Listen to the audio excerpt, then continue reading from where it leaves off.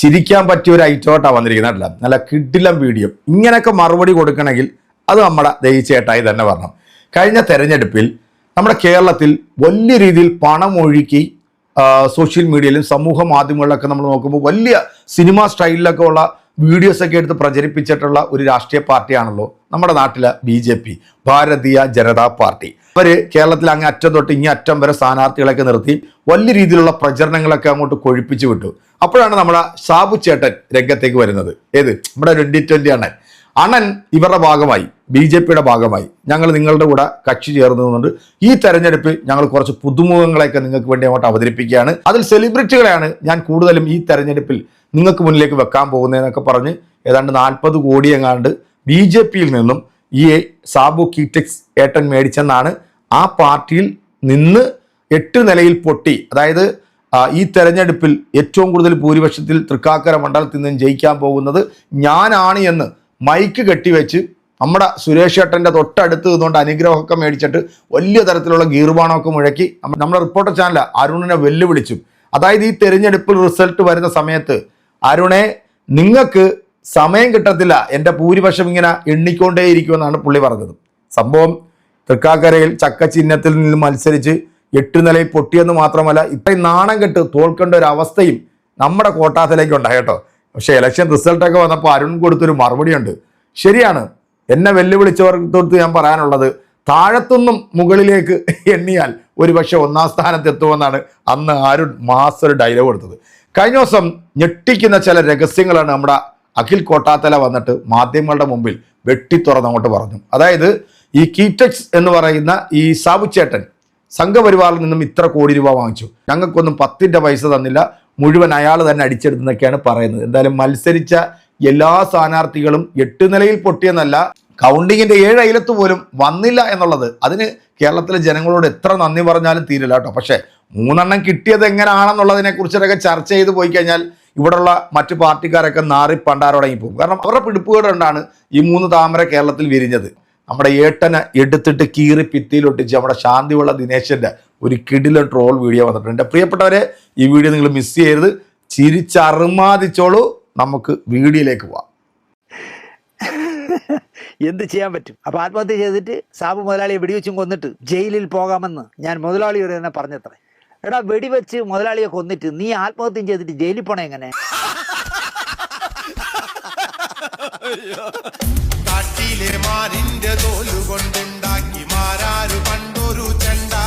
അടിയും കൊണ്ട് പുളിയും കുടിച്ചെന്ന് പറഞ്ഞ പോലെ ആവുകയാണ് കാര്യം. നമ്മുടെ സതീഷ് മേനോന്റെ, കേരളത്തിലെ മുഖ്യമന്ത്രി സതീഷ് മേനോന്റെ മച്ചമ്പിയെ പോലെ നടന്ന ആളായിരുന്നു അഖിൽ മാരാർ എന്ന മഹാനായ സിനിമാക്കാരൻ.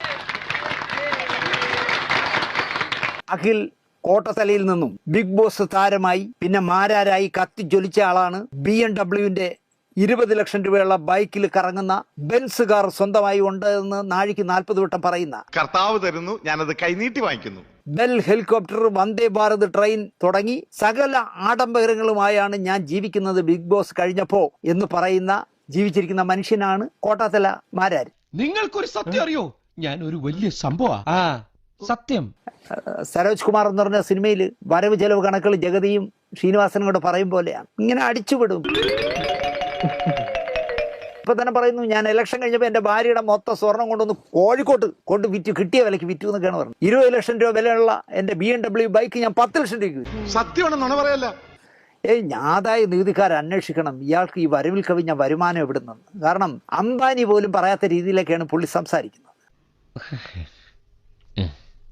എന്തു വന്നാലും ശരി BJPയിലേക്ക് ഇല്ല എന്നതായിരുന്നു ശപഥം. വേലി വേണ്ട, സംബന്ധമാകാം എന്ന് പറഞ്ഞ കണക്ക് BJPയിൽ പോകണ്ട, പകരം BJPയുടെ കൂടെയുള്ള 2020യിൽ ചേക്കേറി. ആദ്യം സ്വന്തം നിലപാടെ ഉറച്ചിക്കാൻ പഠിക്കും. 19 പേരെയാണ് ചക്ക പാർട്ടി സ്ഥാനാർത്ഥിയാക്കുകയും അതിൽ സിനിമാക്കാർ തന്നെ 4 പേരുണ്ടായിരുന്നു. 19 എണ്ണവും ജയിച്ച് MLAയോ മന്ത്രിയോ ഒക്കെ ആകേണ്ട മിടുമിടുക്കന്മാരും മിടുമിടുക്കുകളും ആയിരുന്നു. വിവരം കേട്ട വോട്ടർമാർ ചതിച്ച് തള്ളിയിട്ട് കളഞ്ഞു ഈ 19 എണ്ണത്തിൽ. നമ്മൾ എവിടെ പരിപാടി അവതരിപ്പിച്ചാലും ഇതാണല്ലോ അവസ്ഥ. സീറ്റ് തരപ്പെട്ടില്ലെങ്കിലും സതീഷ് മേനോൻ അളിയന്റെ കൂടെ അടിയുറച്ച് നിന്നിരുന്നെങ്കിൽ മാരാർജി ഇപ്പോ ആലപ്പി അഷറഫിനെ പോലെ, ജോയി മാത്യുവിനെ പോലെ ചലച്ചിത്ര അക്കാദമി, ചലച്ചിത്ര വികസന കോർപ്പറേഷൻ, സാംസ്കാരിക ക്ഷേമനിധി ഇതുപോലുള്ള ഏതെങ്കിലും ഒരു സാംസ്കാരിക സ്ഥാപനത്തിൽ എവിടെയെങ്കിലും ചെയർമാൻ ആകാനായിട്ടൊന്ന് തള്ളാമായിരുന്നു. എന്നെ കഷ്ടല്ലേ, കോമൺ സെൻസ് ഇല്ലാത്തതിന്റെ കുഴപ്പേ. അല്ലെങ്കിൽ ബുദ്ധി പറഞ്ഞു കൊടുക്കാൻ അവൻ ആരെങ്കിലും വേണ്ടേ? ഇതിപ്പോ കടിച്ചതും പോയി പിടിച്ചതും പോയതുപോലെ ആയി. എന്തായാലും 6 മാസം തികച്ച് ആകുന്നതിന് മുമ്പ് 3 മാസം പോലും തികച്ചായില്ല. അഖിൽ മാരാർ 2020യുമായുള്ള പൊക്കിൾക്കൊടി ബന്ധം പോലും ഇതാ ഞാൻ ഉപേക്ഷിച്ചിരിക്കും. എന്റെ ജീവിതത്തില് ഇത്രയും വാക്ക് പാലിക്കാത്ത ഒരു മനുഷ്യനെ ഞാൻ കണ്ടിട്ടില്ല. ഭാര്യയെ കുനിച്ചു നിർത്തി ഇടിച്ചിട്ട് വീട്ടുകാർ ചർച്ച ചെയ്യും പോലെയാണ് ഇത് എന്നാണ് കോട്ടാത്തല പറയുന്നത്. തോറ്റ ശേഷം 2.5 മാസമായി വിളിച്ചാൽ പാർട്ടി നേതാവായ കിറ്റക്സ് സാബു ഫോൺ പോലും എടുക്കുന്നില്ല. സ്വാഭാവികം. 19 സീറ്റിൽ സ്ഥാനാർത്ഥികളെ നിർത്തിയിട്ട് BJPയുടെ കയ്യിൽ നിന്ന് 40 കോടി രൂപ സാബു വാങ്ങിയെന്ന് അയാളുടെ കൂടെ നടക്കുന്നവരും BJPക്കാരും ഒക്കെ മാരാരോട് പറഞ്ഞത്രേ. ഞാൻ ഉൾപ്പെടെയുള്ളവർ ചതിക്കപ്പെട്ടു എന്ന് ഞാൻ പറയും എന്നാണ് മാരാർ പറയുന്നത്. ഇവൻ പറയുന്നത് വിശ്വസിക്കരുത്. ഇവൻ ഭക്ഷണം കഴിക്കാനും കള്ളം പറയാനും മാത്രമാണ് വാ തുറക്കുന്നത്. ഞാൻ 2020 വന്നപ്പോ ആളുകൾ പറഞ്ഞു കൊള്ളാം, അഖിൽ മാരാർ ഉണ്ടല്ലേ 2020യിൽ ആ പാർട്ടി അപ്പോ നന്നായി വിജയിച്ചു വരാൻ സാധ്യതയുണ്ടെന്ന് നാട്ടുകാരൊക്കെ വിചാരിച്ചു. അഖിൽ മാരാർ ഉള്ളതുകൊണ്ട് തുമ്മൽ ചീറ്റി പോയതാന്ന്. അധികാരം ഉദ്ദേശിച്ച് ഒരാളും ഇതിലേക്ക് വരാൻ പാടില്ല. മറ്റ് രാഷ്ട്രീയ പാർട്ടികളെ പോലെ വലിയ സാമ്പത്തിക നേട്ടമുണ്ടാക്കാമെന്ന് വിചാരിച്ച് വരുന്നവരുണ്ട്. ഇതെന്നെ ഉദ്ദേശിച്ചാണ്, എന്നെ തന്നെ ഉദ്ദേശിച്ചാണ്, എന്നെ മാത്രം ഉദ്ദേശിച്ചാണ്. അവർക്ക് പാർട്ടിയെയോ നാടിന്റെ വളർച്ചയോ വേണ്ട. അവർക്ക് വേണ്ടത് രസീത് കുറ്റിയാണ്. അത് ഈ പാർട്ടിയിൽ നടക്കില്ല. ചിലർ ഇതൊക്കെ ആഗ്രഹിച്ചു വരും. മാരാർക്കിട്ടൊരു കുത്തുകുത്തുക നടക്കില്ല എന്നാവുമ്പോ തിരിച്ചു പോകും. അത്രേ ഉള്ളൂ എന്ന് കിഴക്കമ്പലം മുതലാളി അടിച്ചു പറയും. കൊട്ടാരക്കരയിൽ ഐഷ പോറ്റിയെ വിജയിപ്പിക്കുക എന്നതായിരുന്നില്ല UDFന്റെ ലക്ഷ്യം. പിന്നെയോ ഞാൻ വരുന്നത് തടയണം, ഞാൻ MLA ആകുന്നത് തടയണം. അത് മാത്രമേ UDFന് ഉണ്ടായിരുന്നുള്ളൂ. കാരണം അവരെ കൂടെ നടന്നേ. നീ ഇങ്ങനെ തിരുമണ്ടനായി പോയല്ലോ എന്റെ ശങ്കര. വേണ്ടി വന്നാൽ ഞാൻ ആത്മഹത്യ ചെയ്യും. എങ്ങനെയാണ് പറഞ്ഞത്? ഞാൻ ആത്മഹത്യ ചെയ്യും വേണ്ടി വന്നാ പാർട്ടി ഓഫീസിൽ കയറി. എന്നിട്ട് സാബു മുതലാളിയെ കൊല്ലുന്നു. എടാ, സാബു മുതലാളിയെ കൊന്നിട്ടല്ലേ ആത്മഹത്യയായി? കോട്ടാത്തല തിരിച്ചാണ് പറയുന്നത്. ഞാൻ 2020യുടെ ഓഫീസിൽ കയറി ആത്മഹത്യ, എന്നിട്ട് അതിന്റെ നേതാവായ സാബുവിനെ ഞാൻ വെടിവെച്ചു കൊല്ലും. എന്ത് ചെയ്യാൻ പറ്റും? അപ്പൊ ആത്മഹത്യ ചെയ്തിട്ട് സാബു മുതലാളിയെ വെടിവെച്ചും കൊന്നിട്ട് ജയിലിൽ പോകാമെന്ന് ഞാൻ മുതലാളിയോട് തന്നെ പറഞ്ഞത്രേ. എടാ, വെടിവെച്ച് മുതലാളിയെ കൊന്നിട്ട് നീ ആത്മഹത്യം ചെയ്തിട്ട് ജയിലിൽ പോണേ എങ്ങനെ? ഇതിലും നല്ലൊരു മറുപടി ഇനി ഇവര് സ്വപ്നത്തിൽ മാത്രമേ കിട്ടാറുള്ളൂ. ഇതിനൊക്കെ മറുപടി കൊടുക്കാൻ ഇയാൾ തന്നെ വേണം കേട്ടോ.